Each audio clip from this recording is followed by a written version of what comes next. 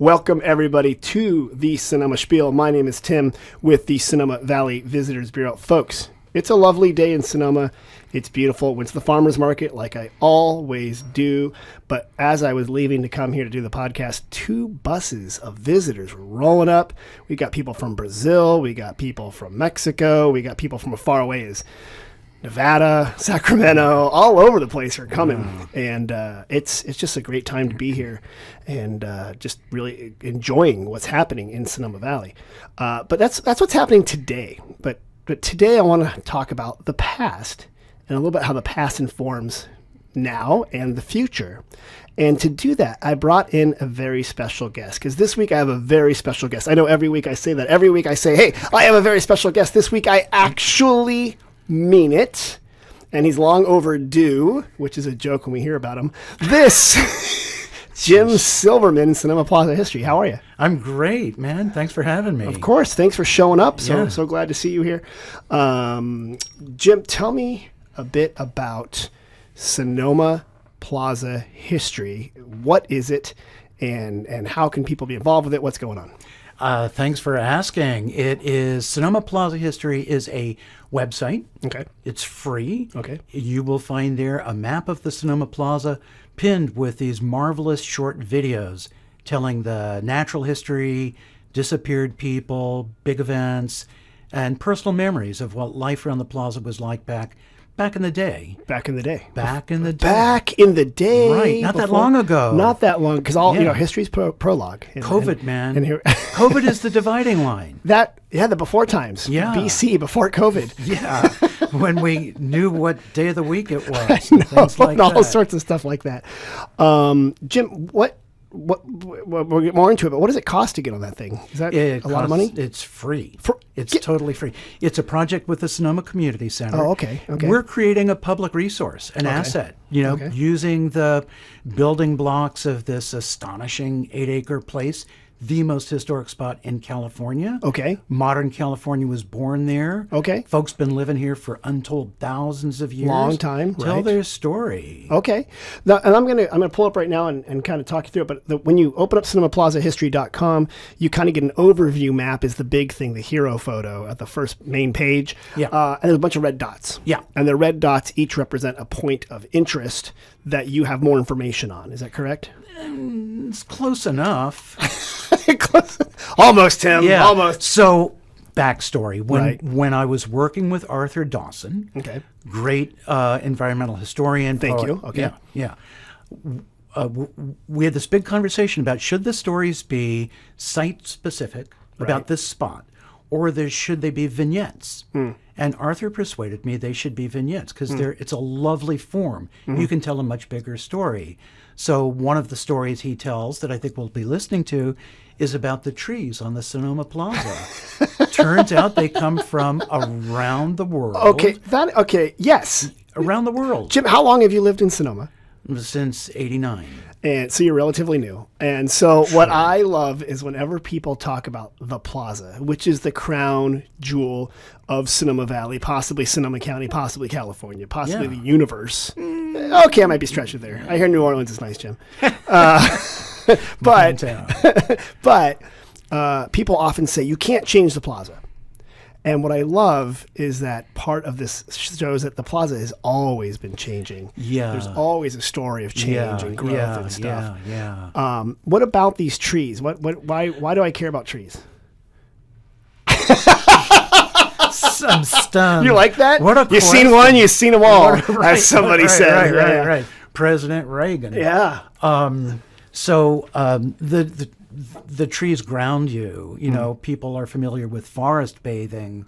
Walking among the trees on the plaza and getting to know them is actually it's a healing path. It's a way to get grounded to where your feet are. And 8-acre plaza have it always been full of trees and very forested? To your point about it's never changed, I would love to make a little video showing the Sonoma Plaza over time. Right.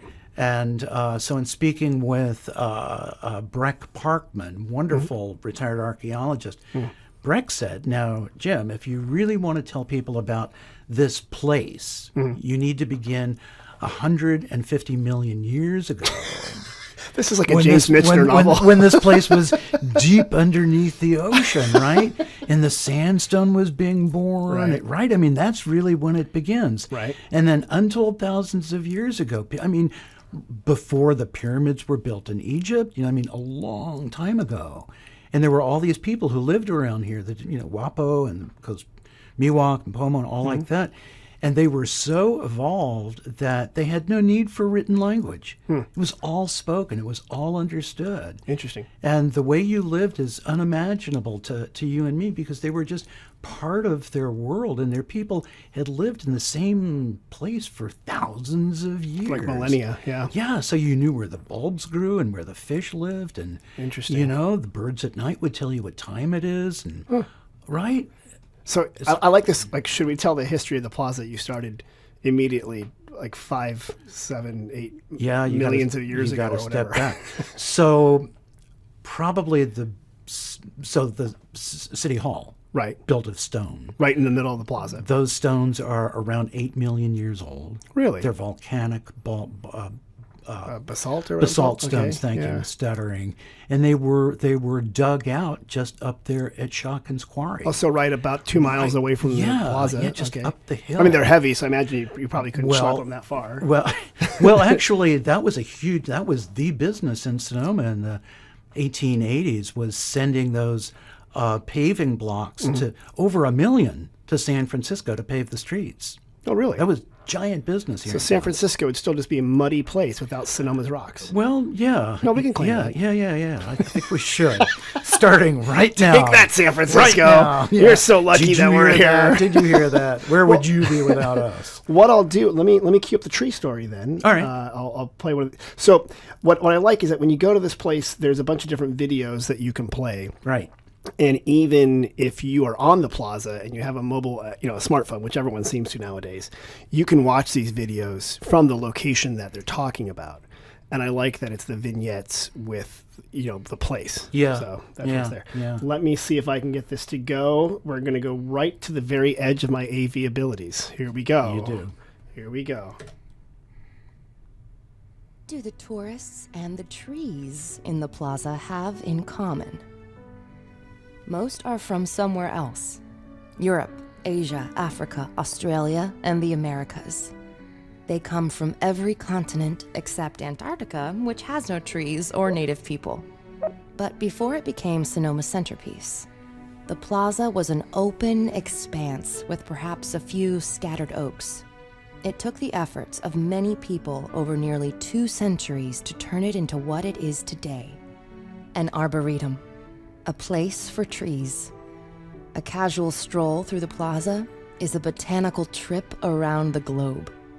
There are cedars from North Africa and the Himalayas, European oaks, maples and cherry trees hailing from Japan and China, fan and windmill palms native to Mexico and the Canary Islands off Africa, the blue gum and manna gum, a Norway spruce, a Peruvian pepper tree, bald cypress, liquid ambar, and scarlet oak. The 3 American elms. I'm going to kind of sort it out there, but the whole thing is quite good because it looks at all the different trees on the plaza, and they were planted, many of them on purpose. Yeah. And some as gifts from different people. Yeah. Some as just part of the history. You also mentioned my favorite tree, which I called the barf tree, because it's a ginkgo. Right.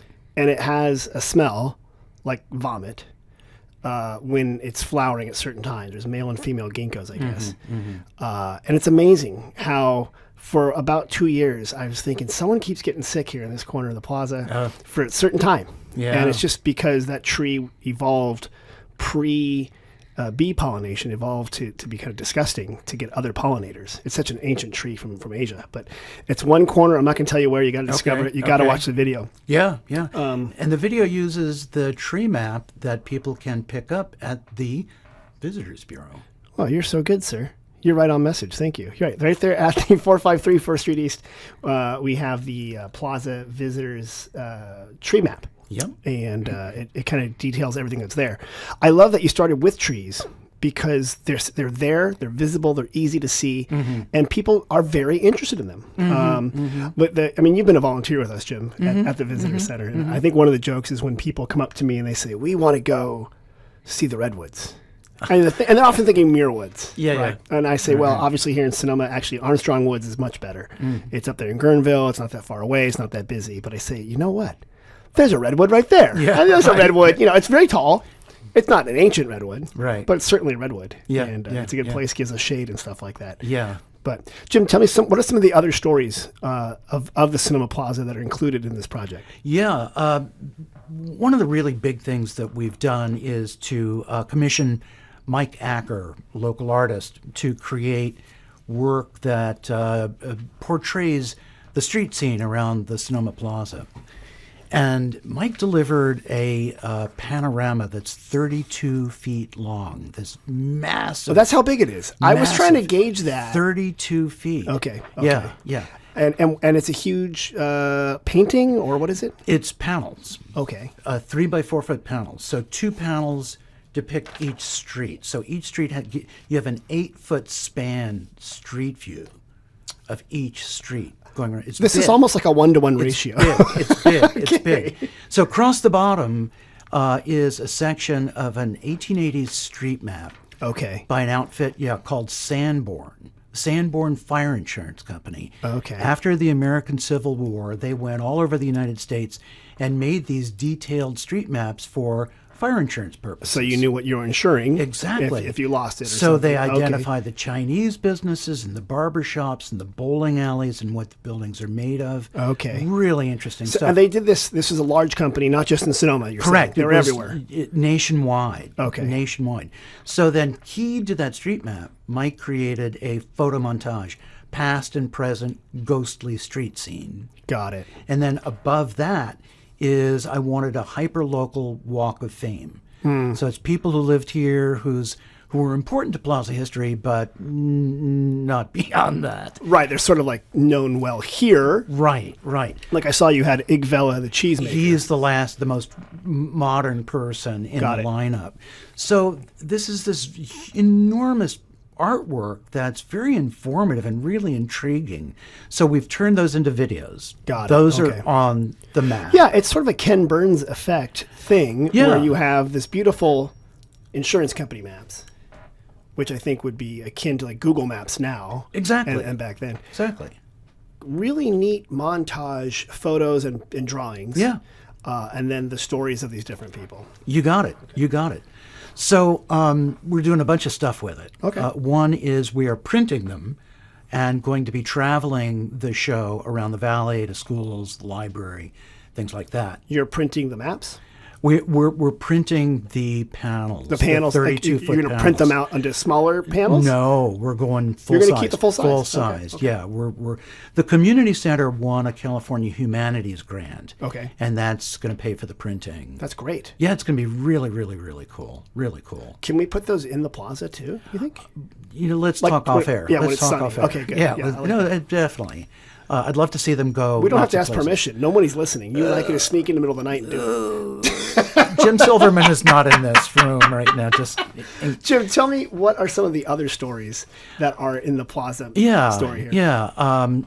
Probably the most important we call Chinese Sonoma. Okay. That honors at one time nearly 25-30% of our town was Chinese. Okay. And it's really interesting. These were people who came both before the completing of the Transcontinental Railroad and also afterwards, because all these guys were looking for work. So they planted a lot of the fields around here, dug caves, worked in people's homes, all that, and had businesses around the plaza. Okay. About 25-30% of them.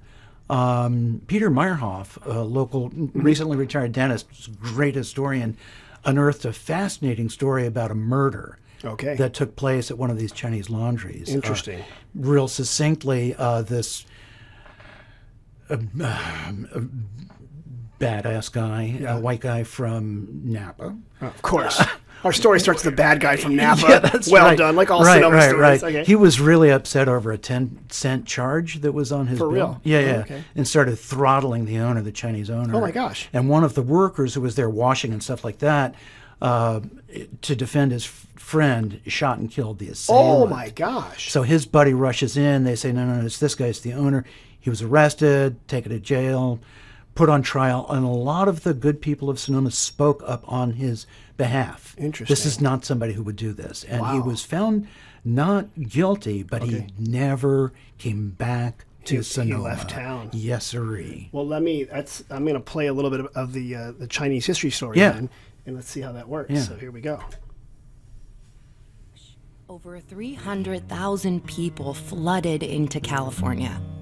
They came from all over America and around the world, from Europe, Central and South America, Australia, and China. Young Chinese men sailed across the Pacific to seek their fortune on Gam San, or Gold Mountain. Like most gold seekers, only a few Asians struck it rich. But they soon found their labor in high demand for agriculture and building the Transcontinental Railroad. By the 1860s, hundreds were working on ranches around here. A number of Chinese cellar bosses supervised winemaking. Okay, so it kind of goes over the whole story of the Chinese in Sonoma. Yep. And what I like how it ties back to modern day, I think we have the only elected official in the United States that was born in what we call mainland China, or non-Hong Kong, which is Jack Ding, our former mayor. And he came here, I think, right after the Cultural Revolution or something, but he came here as a young man.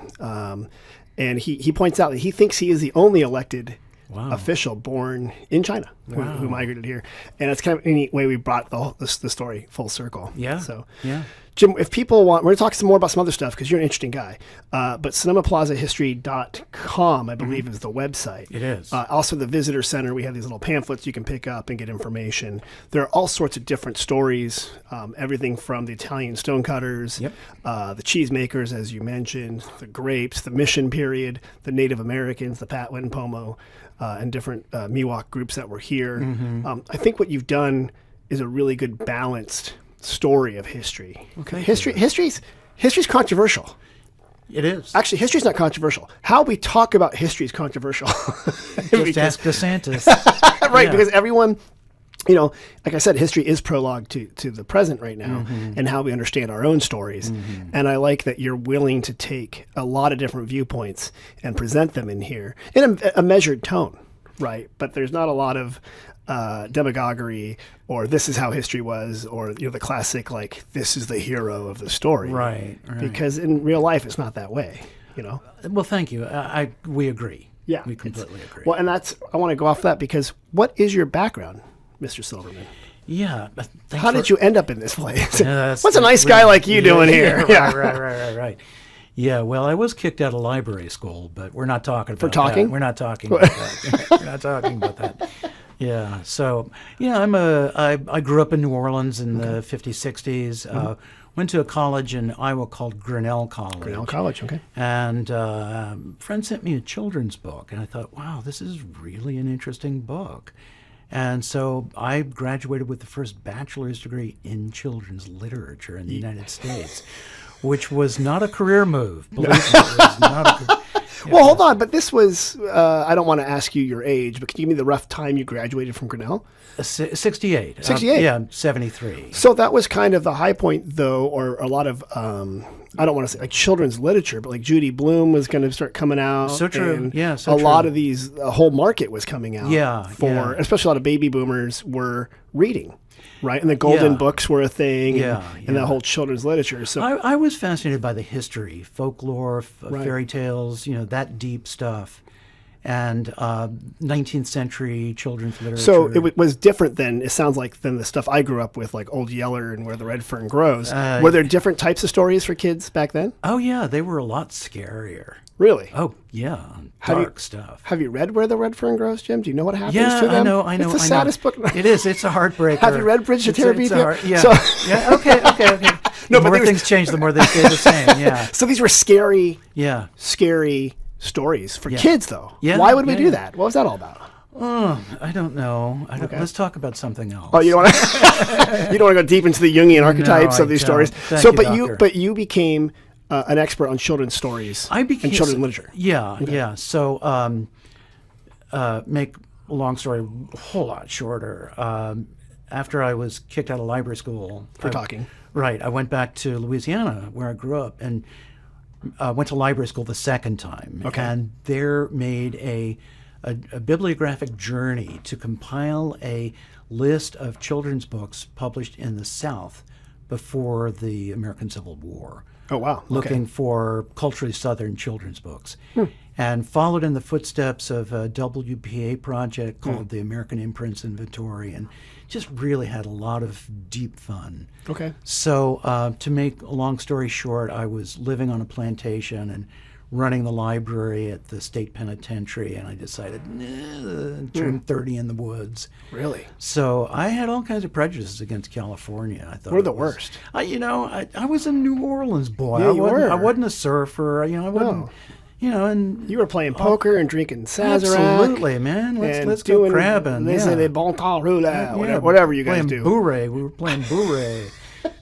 So then, how did you end up here in California? Greyhound bus, for man. real, Box of books and a box of clothes. and a dream. Yeah, right. You honestly hopped on a Greyhound bus in New Orleans. I did. So then I became fascinated by the early children's books published in California. And what I brought in to share with you is it's a facsimile of the first children's book published in California. And it's in Spanish. It is in Spanish. It was produced in Monterey not long after independence from Spain. Got it. So they're in the Mexican Empire, the California period. Exactly. Okay. And it's called Tablas para los niños que empiezan a contar. Tables for the children who are learning to count. And really what it is, Tim, it's a book for international commerce. It's a very sophisticated book. But what's most fun for me is that I reproduced it. I made the facsimile as a one signature book. So when Gutenberg and those guys, figured out how to make books with movable type, they discovered ways to lay out a sheet. Oh, because we were doing parchment back then instead of they were folios? using folios? Okay. Well, and it's called folio because of the folding, right? So that's what that hints on. So this is made in a manner that you can print a 24-page book on a single piece of paper. And then fold it cleverly. Exactly. Wait a minute. These guys were just doing early tourism maps. Get out of here. Tablas para los niños que empiezan a contar. Monterey. Some guy named A. Zamorano did it. Yeah, he was the first printer here. And what I love is not only does it have like 3 por 1 is 3, 3 por 2 is 6. Like it's a multiplication tables. Then it says el siglo tiene 100 años. A century has 100 years. Right. A year has 12. Un año 10 meses. So it has like this information. Powers of 10, man. They go up. They count up to 1 trillion in Monterey in the 1830s. There wasn't TV back then. So what did you do? You sit on your count. Bring your fingers and toes over. I need more fingers and toes. But look at this. El marco de oro tiene 50 castellanos. So a gold mark has 50 castellanos. It's for business. Yeah. This is like understanding how to break up dollars and their money. So this is like my little Rosetta Stone. Yeah. So what that's about is the fact that the business was opening up. Yeah. And Monterey was becoming an international like a port. Exactly. Ships were coming in from all over. Now, they had been doing that illegally prior to independence. Because you couldn't, back in the day. That was the law. The mercantile system was you had to go back to your country, your kingdom. Yeah, right? it was complicated. And that's why we had the soldiers here to keep you away from the Russians, who were only 25 miles away. Yeah. You had to go all the way down to Mexico City or Spain. All that. Okay. Yeah. So I love that you found this book. It wasn't this size. This is a small version. No. Okay, so I'm holding up something. It's a facsimile. It's like 4 inches by like 3 inches. It's smaller than a playing card. Yeah, it's really small. Yeah. Okay. Yeah. That's cool. They didn't have a lot of stuff. Paper was probably expensive. Paper was very expensive. Okay. So there are 3 copies of the original printing that survived. And the one that's down at the Huntington Library is wrapped in wallpaper, this really cool Mexican-era wallpaper. I didn't even... Okay, this is really cool. Yeah. So you got into children's literature in California. Right. And then you focused on things around the Gold Rush era.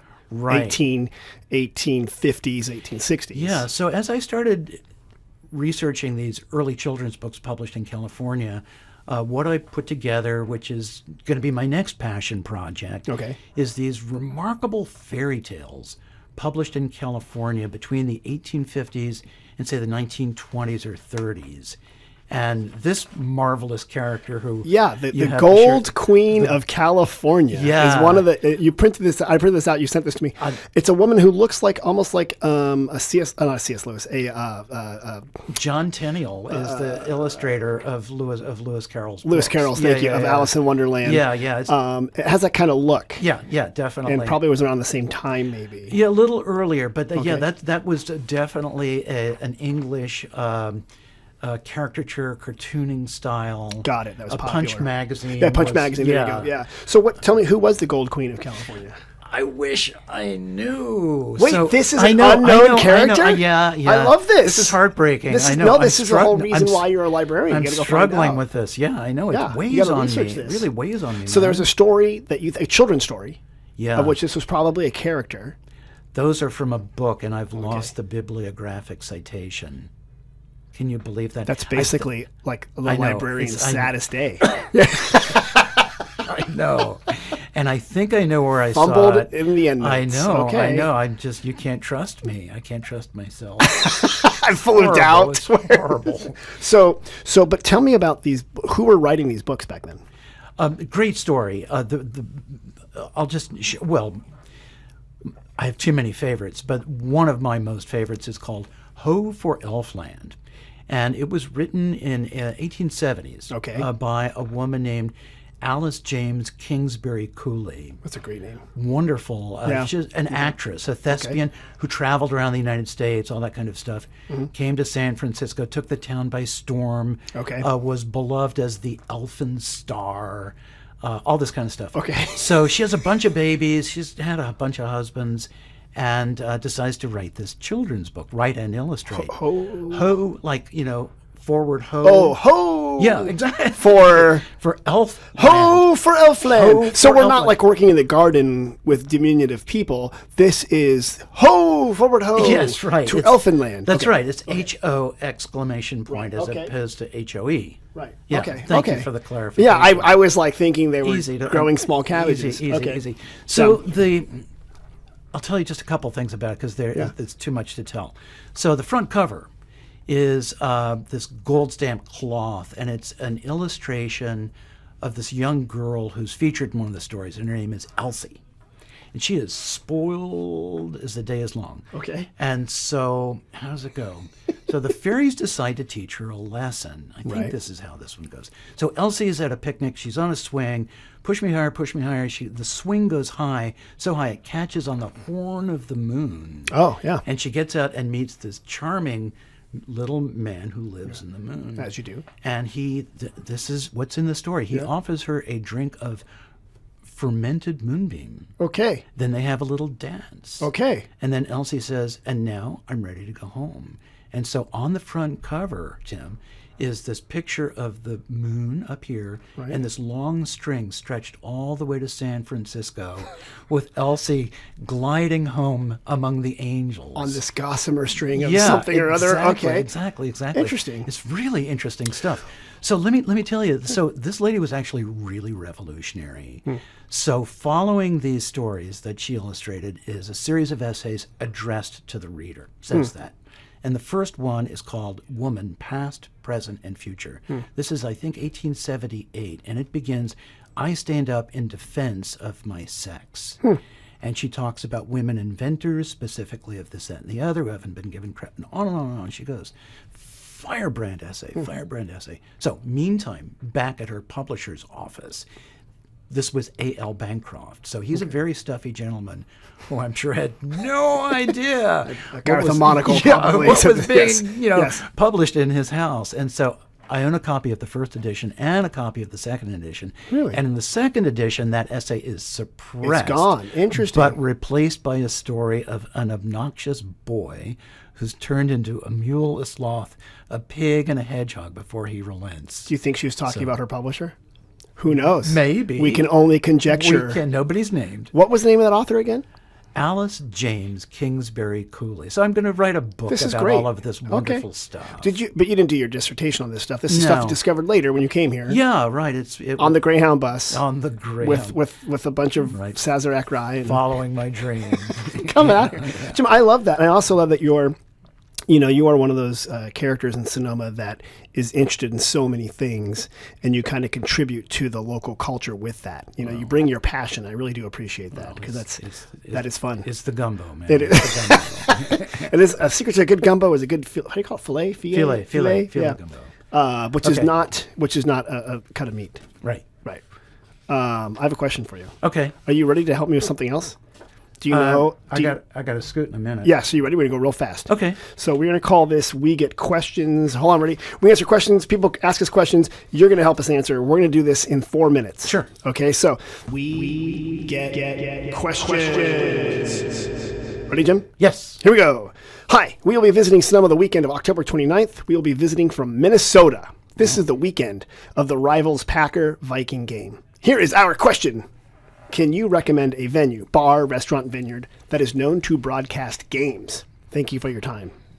Yeah, where can they go watch a football game? The librarian, Mr. Ready Reference. This is perfect. This is calling Ready Reference. Are you a football fan? Do you support, the Saints? New Orleans Saints? Jim, if you're like a volunteer, let's just say, imagine you're a volunteer at the visitor center. Oh, wait.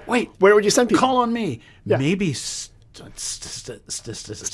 Yeah. Steiner's is a great place. Woo! Good job. I say Steiner's, good hot dogs and tater tots. Yeah, B&V on the corner, Yeah. whiskey bar. Yeah. The town square, another Man, bar. yeah. Lots of places. Yeah. And most most hotels will have a place to watch it in their But bar. still, you want to be with your peeps. Steiner's smells like That's a bar. It does. It Go does. there. Good. History, too. Yeah. Okay. Okay, You're next question. done. We are bringing a group of 35 people to Sonoma Valley in January. What kind of non-wine activities should we look at booking them for? 35 people, non-wine. Because wine's easy. Wine is- non-wine. yeah, What do you I got? 35. What are you going to do? SonomaPlazaHistory.com. Check it out. Touchdown! You did a good job. You even got the sport right. See, librarians are good people. That's a great one. People can do a walking tour of the Yeah. plaza on their own. They can get the tree map. Yeah. They can do your tour. There's Yeah, also yeah. George Weber has a history walking tour. Yeah, and then go to the Depot Park Museum. Oh, that's a great one. On Saturdays and Sundays, you're right. Yeah. We have the little e-scooter tours. Yes. We got bike tours. Yes. Or just go take a hike. Take a cooking class. The community garden. Community garden on 7th Street you're talking about over there? so beautiful. That's a beautiful garden. A lot of people don't know about it. Beautiful fig tree. Yeah. And that's a good spot to just chill and do a picnic. Yeah, and Jim, you're good at Sonoma. this. Sonoma. You're really good at this. Thank you. Yeah, you bet. More Bet. people should listen to this show. Here's the final question, and then I'll let you go. What are your favorite wineries in Sonoma, Glen Ellen, and Kenwood areas? Oh. That was posted on Facebook. Oh, yeah. Can you help me with this one? Well, the problem with favorite wineries, asking me that question, is like when you ask your mom and dad who's their favorite kid. Right. So I'm going to give you I'm going to give you one from each section. How Okay, about that? okay. So in Sonoma, Yeah. a lot of different wineries. We've mentioned a lot. One I haven't mentioned here, I will say the La Prenda Tasting Room near the Red Grape, because they have frosé. They have, if you don't like, if you're new to wine, it's great. But also they have like slushies made with wine. So it's hot. That's kind of unique and slightly different. Wow. Yeah, that's a good one. Who knew? In Glen Ellen and Kenwood, I'm going to cheat, and I'm going to say go to the small wineries of Sonoma, of Glen Ellen and Kenwood. The small wineries of Glen Ellen and Kenwood include a bunch of smaller wineries like Hamilton Family Winery, which is run by a lovely couple. Wine Snob, again, another couple. The Schermeister Winery, she's been on here. So it's like a group of smaller wineries. Passaggio is up there. Yeah. And what's nice is a chance to go explore things. Yeah. And my bonus one, I always say go to St. Francis if you want to go walk in the vineyards, because they have a free vineyard adventure or a walk you could take and learn about the vines. Nice. And see how it works there. Well, I learned all kinds of You're stuff. amazing. You're hired. Jim, if people want more information about Sonoma Plaza history, where do they go? SonomaPlazaHistory.com. That's so easy. Yeah. I love it. Yeah. And when your book comes out, it'll probably be on Amazon whenever you write this book, Yeah. right? The one about stuff, and maybe we can carry it to the visitor center. Yeah. I would love to see that. You got and it. I can bring you back on to talk about that book in a little bit. I'm there. So, All right. thanks for coming. You're amazing. Everybody else, thanks for listening. If you've gotten this far, make sure to like, comment, subscribe on the podcast, and we'll see you next week. Thanks for listening, Dad. Talk to you soon.